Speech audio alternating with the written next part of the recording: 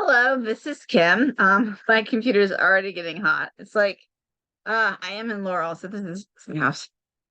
So it is probably, well, my car read 92, but that was like an hour ago. So I'm sure it's more than that. I'm sitting here though, because as you can sort of see, there's pumpkins.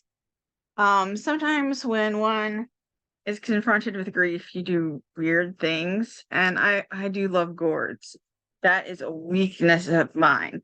I like the weirder, the better. Like this one. I hope you can see that. I'm having a hard time showing it, but like it is just like all of them, the spotted and bulgy, and these are more like pumpkins. Just wait until it's real gourds. Scariness. So I always like say what's going on, um, pretty much right before reading, just so that we know what might be my energy and I can clear it as I go and sort of go, oh, this is about you all. This is about, the collective, whoever is reading it, This is for good luck trying to see that. The week of the 3rd of September. I almost said August because I am far behind. I'm still doing archaeology. A lot of it is within the lab, and I am trying to increase my role. So, what does that mean for a poet? It means I learned different types of language. I'm taking 2 classes as well, not in archaeology, but in like I'm learning diptychs, which is basically like it's a meter within a meter. So you have a really heavy stress, you have your usual meter, and then there's like your next stress is less than that heavy stress, and it alternates. Terrific. I can't even figure out what, iambic versus trochaic is most of the time when I'm writing. So that is going on. Um, the MFA was just saved. And now I am working on faculty. Yes, there's lots of people involved. Yes, lots of people helped. My poem wound up going around the world. So I feel pretty good that I at least did my part. And then of course, the sad part, like the reason why I'm like, there's grief with the joy. My fourth grandmother, we were reconnected when her daughter left her. She's been left to die pretty much alone in her apartment, which I understand that she wants to die in her home. Sure. Be where you're comfortable, of course. But I don't like the solitude. And her friend, she has a friend that told me and said, hey, she really is here. Come. And so that was a blessing because I didn't know where she was. So, um, whether or not anything, I can say goodbye. Have said goodbye, although I'm going back today. I already went once and she was sleeping quite peacefully, snoring away. And I was like, oh, no, I'm not going to disturb that. He needs to sleep. So, so it's going to be a rough week because I'm fairly certain, like, if there's any mercy in the world, she'll pass soon. Can we call it passing? I don't understand why I can't just say she's dying because you should be able to say that because I can say it, right? You understand, you know? Now I am burning myself with my laptop.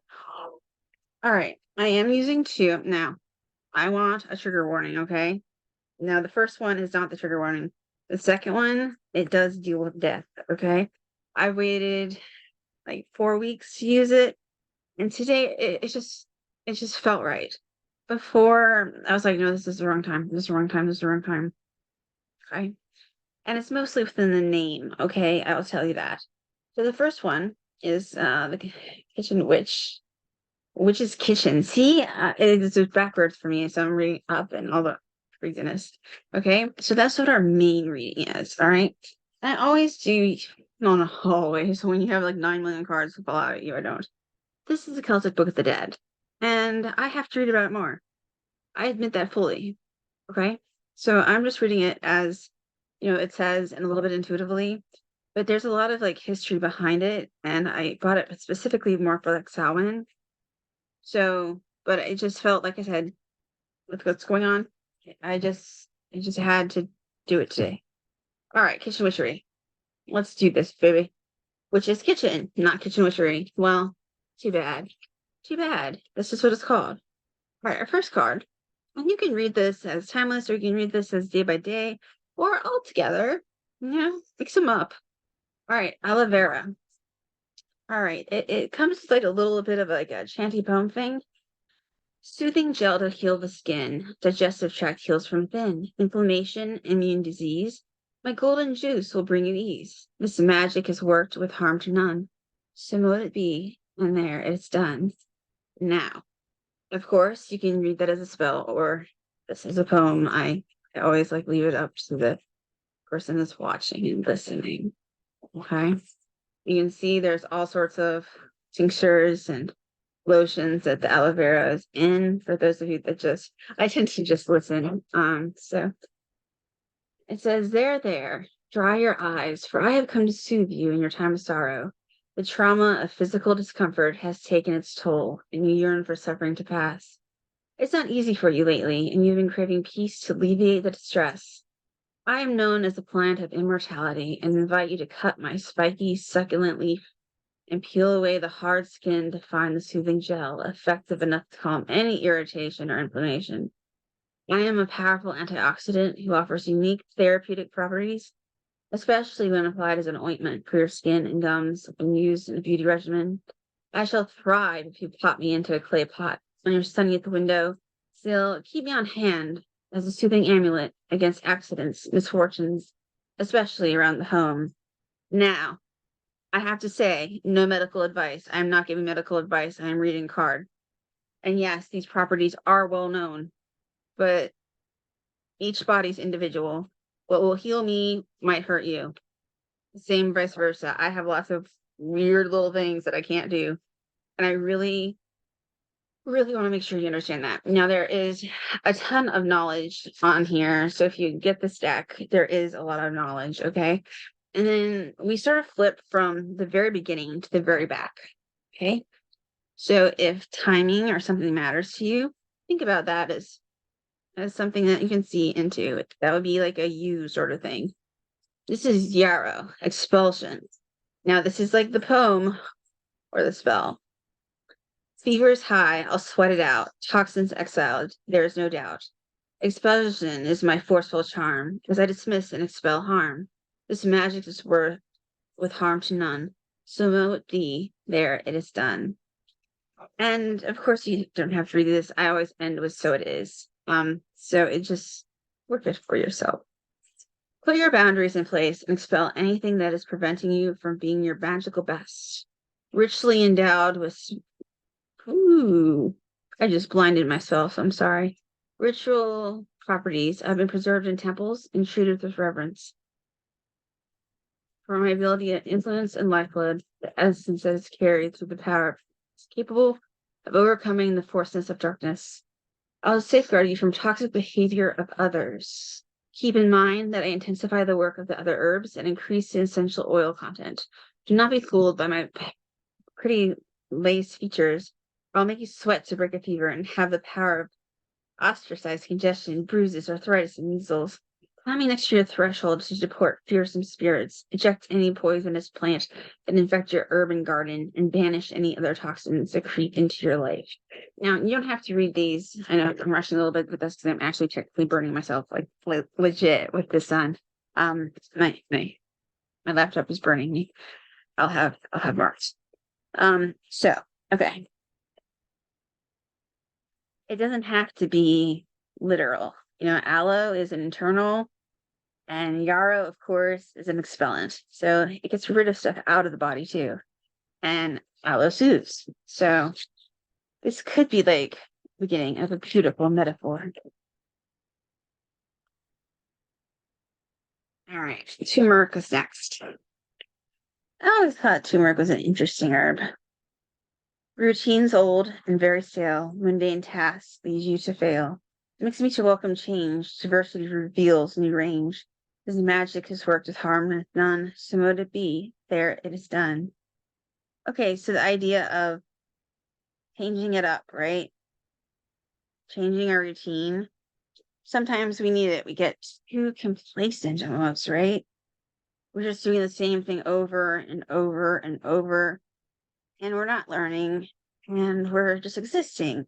And like in this time, especially for me, and I don't know if anyone else is feeling this, feel the it felt like the vast need to live life, like to the extreme, right? Almost dangerously, right?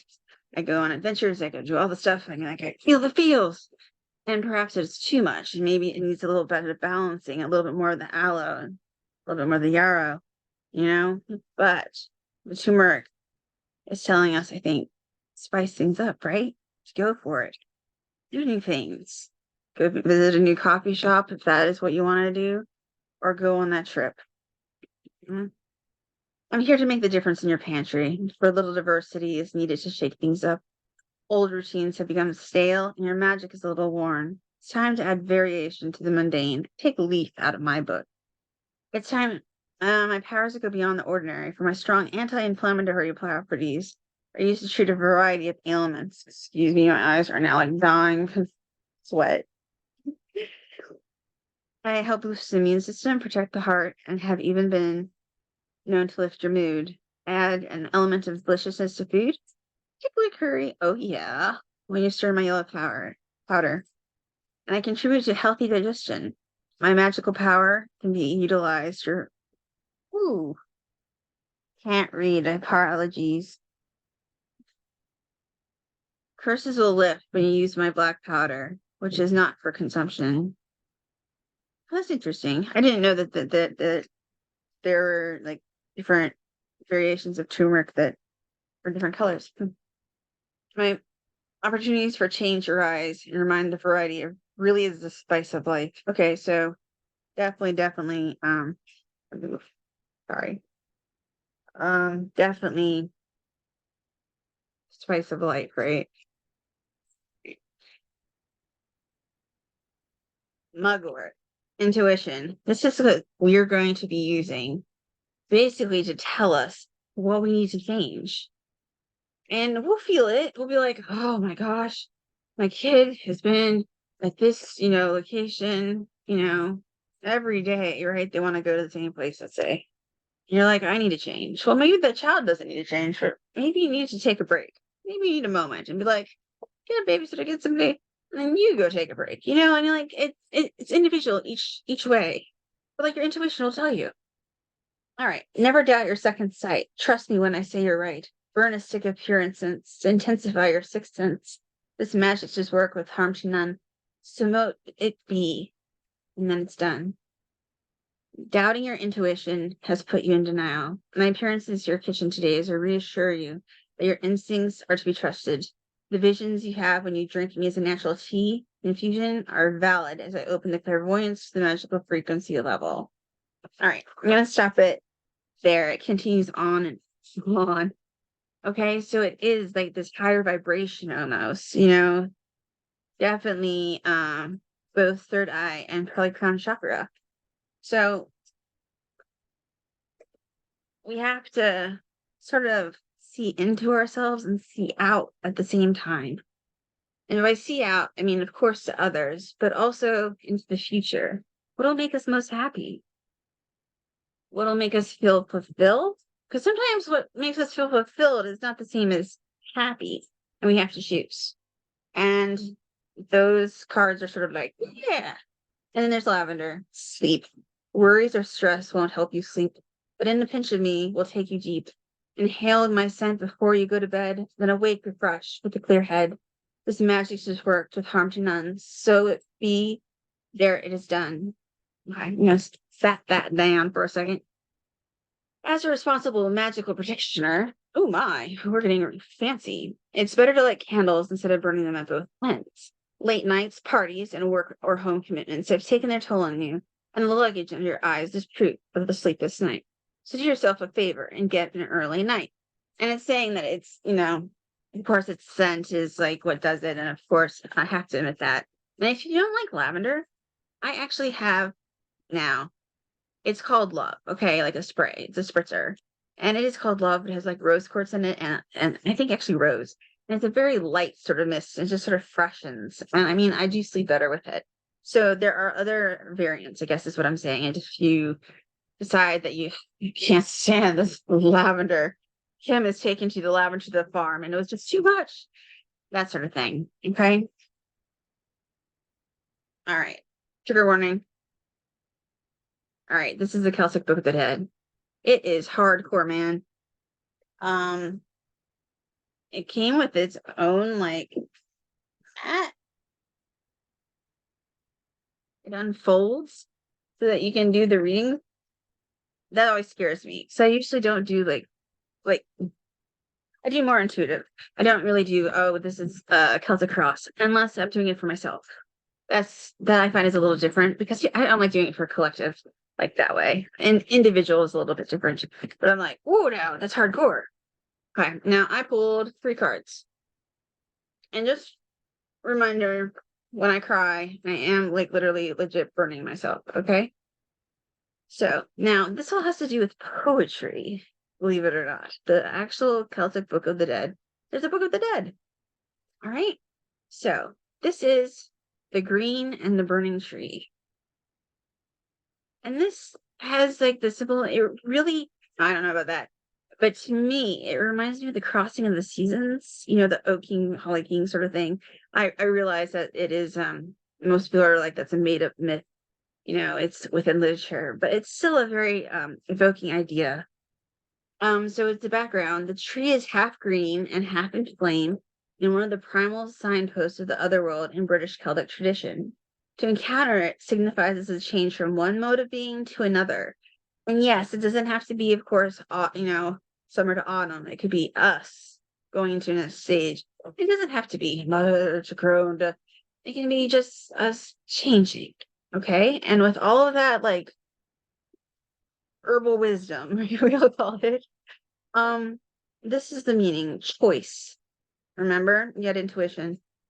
Choice. Your voyage is not yet finished. We have a long way to go. That's kind of good. Challenge. If you do not like the outcome, change it by free choice. Any of that, you have the power to change by saying, no, I do not accept it. A lot of people don't realize that, but you do. You can always change even what you think is really, truly meant to be. That's why I'm getting the Noble. Truly meant to be. Right. 24, the island of the rainbow stream. Okay. Beauty and harmony, cultural nourishment, how we share resources and gifts in the community. And I feel like this is our ideal. This is what we want. Okay. Especially since I pulled the other one. Okay. You're about to basically get its opposite. 27, island of woman. And you would think differently about this. Okay. Exploitation and the potential of women, essential justice for all beings, fostering the planetary heart's desire as our own. Now, that's all beautiful, fostering the planetary heart's desires as your own. But remember, I'm a poet. I have aphasia. I know I read it backwards and it was inverted, even though they're not doing inversions. This is sort of like, this is goals. We're not necessarily there yet.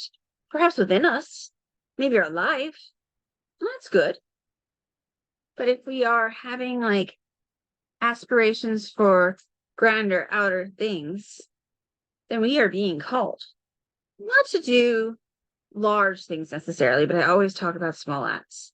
Give $1 to the homeless person. Don't judge them. Say hello. If somebody's standing there looking lost in front of the nursing home and saying, hello, my name is Kim. Insert your name. And then perhaps they don't belong outside. That was today. Okay? Small acts. Little graces.